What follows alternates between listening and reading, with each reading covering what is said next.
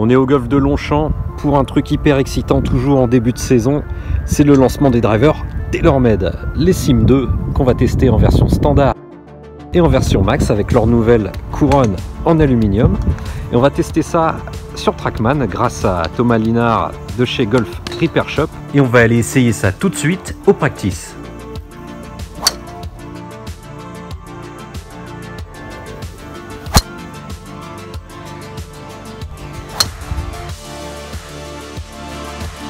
Pour tester ces Sim 2, j'ai utilisé un seul et même shaft, le Curo Cage en 60 grammes stiff, et je les ai opposés au Max LS de Callaway avec un shaft X en 60 grammes, et au Ping G425 avec un manche plus lourd en X de 67 grammes. On commence avec la distance, et là, pas de surprise. Ball speed, distance totale, portée de balle et swing speed, c'est les Sim 2 qui sortent en tête, avec le Max LS quand même qui est pas trop loin. Mais TaylorMade confirme sa domination en termes de puissance, et c'est le cas depuis de toute façon de nombreuses années. C'est la tradition de TaylorMade de proposer des bois qui envoient le steak depuis le tee, et là, on n'est pas déçu. En revanche, j'ai eu une grosse et belle surprise niveau dispersion. D'habitude, je reproche à TaylorMade quelques big miss, vous savez, un drive sur 10 qui part vraiment n'importe où et qui gâche un peu les belles mines.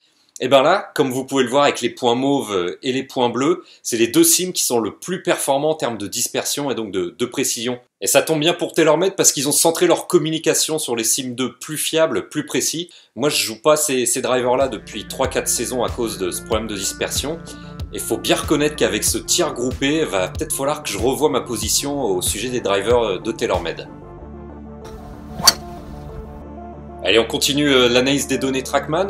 Question spin, comme prévu, c'est le max, la tête la plus facile à jouer, qui donne le plus de spin. C'est normal puisque à l'arrière, vous voyez le poids amovible est de 24 grammes sur la version max et de 16 grammes sur la version standard. Version standard qui va majoritairement être jouée par les pros comme Dustin Johnson, Rory McIlroy et très certainement Tiger Woods.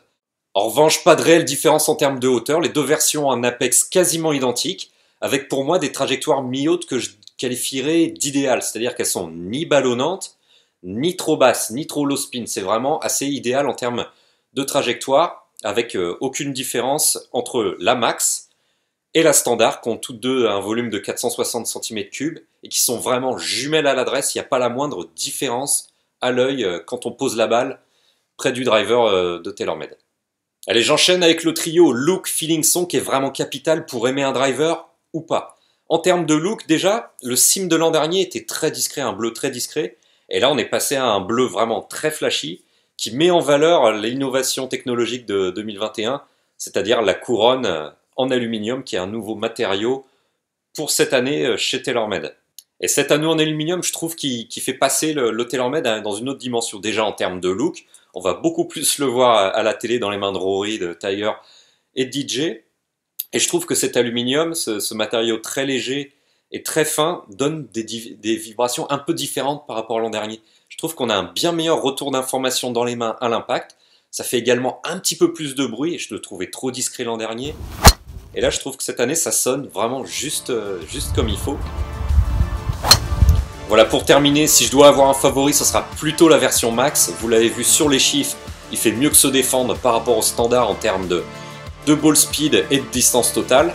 Tout ça avec un petit peu de tolérance en plus, parce que dans la série, j'en ai pris quelques-unes dans le talon ou un peu basse dans la face. J'aurais dû vraiment baisser le pied en termes de distance totale, et ça s'est pas vu du tout sur les données Trackman. Donc tentez le Sim 2 en max, quel que soit votre niveau, il fera vraiment bien le job.